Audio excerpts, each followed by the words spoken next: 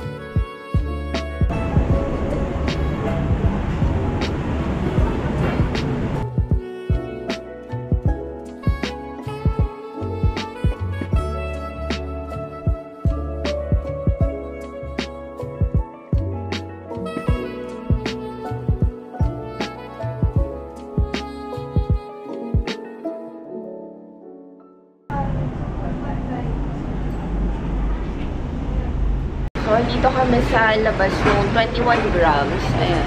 Ang lakas kasi ng ulan kanina. Dito kami sa may balcony banda.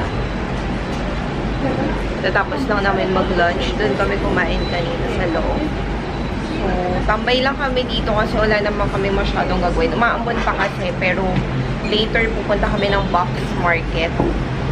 Tapos, meron din ukay-ukay sa baba. Parang siyang isang unit din dito na puro thrift clothes yung tinda. Mabayaran na namin yung nakain namin kanina.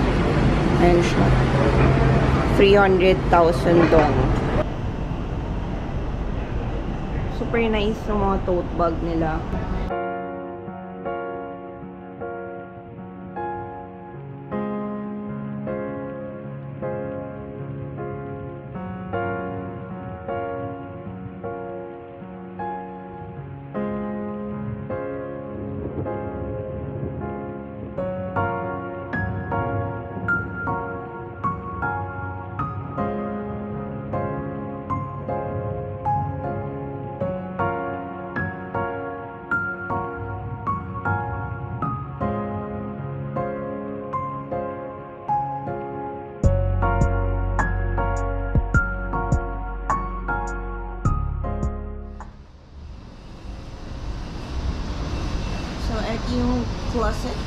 closet.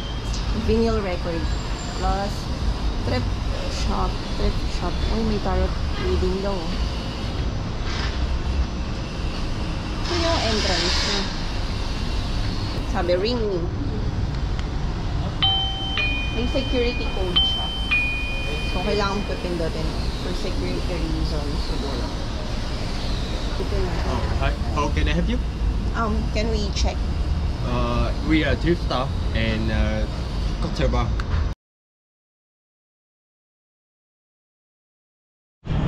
Yan, so dyan kami galing kanina sa apartment cafe.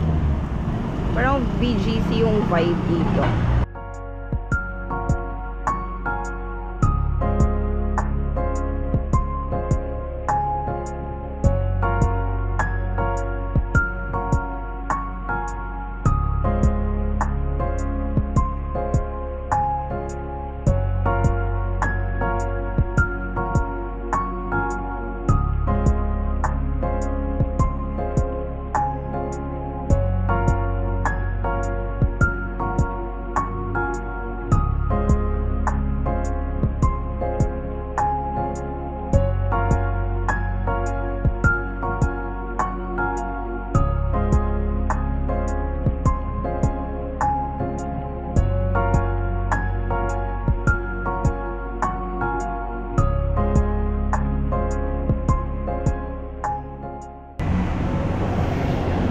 Bumili lang kami sa Miniso.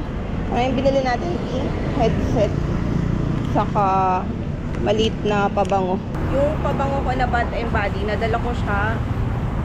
So, kinuha siya sa airport. Sayang. Yun yung nakita niyo sa previous vlog ko na kabibili ko lang kabago-bago. As in, hindi pa siya masyadong nagagamit. Pabango tong nabili ko. Mabango yung amoy niya. Wala kasing ganun sa Miniso sa atin.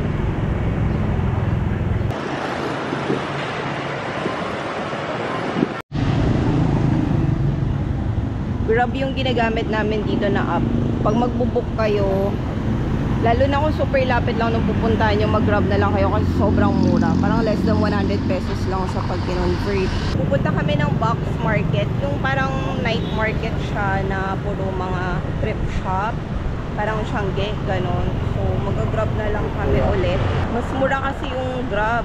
Never pa namin na-try mag-taxi. Pero mas safe kasi yung Grab din para ready na, nandiyan na, pipick upin na lang kayo. Yung kinainan pala namin kanina, hindi kami nabusog. Vegetarian cafe, parang ganun. Pero, ayan, kagaya niyan, medyo nagugutom na naman ako kasi kinain ko lang pasta. Guys, ang cute ng Starbucks. Oh, may pagka-neutral color siyang nice.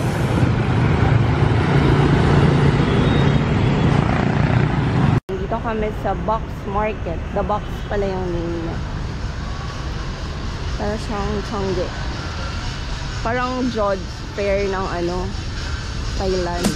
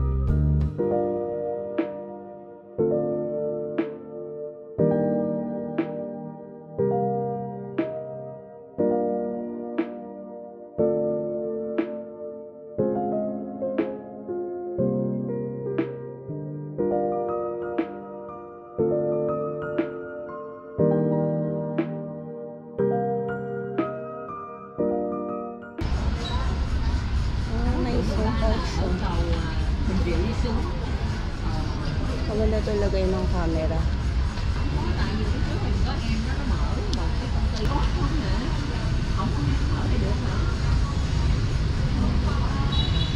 Cute.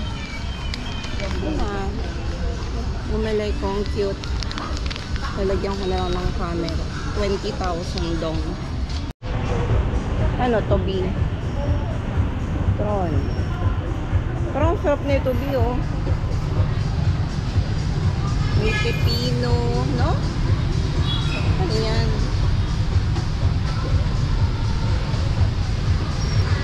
Ay, milk tea. Ito.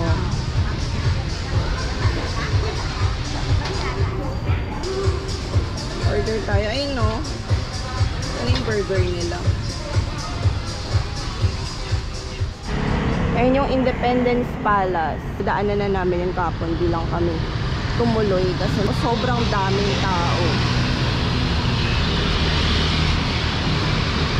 Uulan na naman. Dumaan lang kami ng Bentan Market kasi bumili kami ng mga pasalubong. Dapat pupunta kami doon, yan, sa skyline nila. Gusto namin pumunta doon. Pero gloomy kasi yung weather. So, nag-book na ako ng Grab. Pabalik kami ng hotel. Ayan, sobrang bilis lang mag-book ng Grab dito. As in, pag-search mo, lalabas siya agad. May driver na agad. Saka hindi super duper traffic. Yung Grab namin is 32,000 dong. Bumili kami ng water, 12,000 dong. Tapos, yung noodles na masarap na may sauce. And then, coffee again.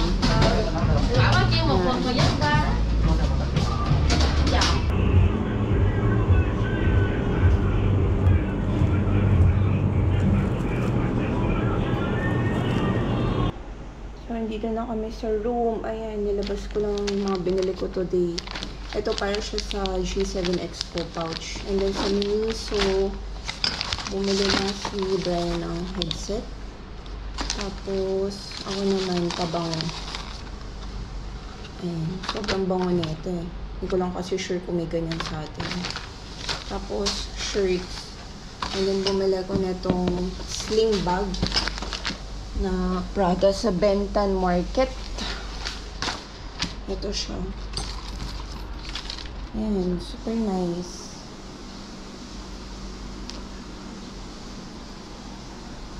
Itong Goyard, doon ko din siya binili. Sa Bentan Market. Tapos pinalinis namin yung room. Malinis na siya ulit. And then, bumili lang kami sa convenience store. Although, kumain kami kanina, diba? Tapos, nag-box market kami. Bumili din kami doon ng food. Kaya lang, natatakam ako dito sa sa coffee nila. And then, ito super yummy.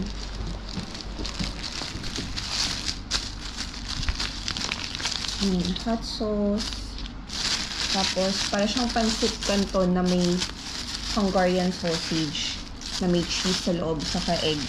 30,000 dong lang. Sobrang mura. Tapos, yung coffee nila, iced coffee is 15,000 dong. Yung maliit na lang yung binili ko. Yan. Yummy. Tamang merienda lang. Tapos, mamaya mag-aayos ako ng maleta. We still have 3 more days. 3 days pa kami dito. Ito yung binili ko kanina na pouch sa The Box Market. Sakto siya dito sa G7 Expo. Ang ganda. 20,000 dong lang. Dapat pala dinagdagan ko pa. Saka medyo makapal yung tela niya. Yung fabric. Tulog na si Brian kaya bumubulong ako. So, ito yung water na binibili namin sa Click CK. So, yung Saturday 1.5 liters. Ano lang siya, 12,000 dong. Sobrang mura. Maayos na yung maleta ko. Feeling ko naman maayos na siya. Tapos ito, ayusin ko pa yun mamaya. Pati yung ibang marumi. Sarap ng tulog ni Brian. Naghilik pa siya. Yes, magkaiwalay kami ng bed. Kasi busy din ako nag-e-edit. Chichirya yung meron dito. Kasi yung pagkain na binili ko kanina, nakain ko na. Siguro mag-movie na lang mamaya. Actually, maaga pa. Behind dito ng 1 hour. So, Mag-edit na lang muna ako. Tapos, manunod ako mamaya ng movie. So, nagpunta ako ng Circle K. Circle K pala. Circle CK ako ng Circle CK. Ayan. Nagutom kasi ako. Pumili ko ng, ito yung natira ko pa kanina na coffee. Tapos ito, natakam lang ako. Ayan. Ano lang to, 19,000. Tapos, yung pansit nila na may egg sa sausage. Ang sarap kasi yun. Yan. Ayan na siya. Yung lagay ng camera. Ang cute. Ito sakto lang din kasi sa camera. Saka maganda yung cloth. Medyo makapal.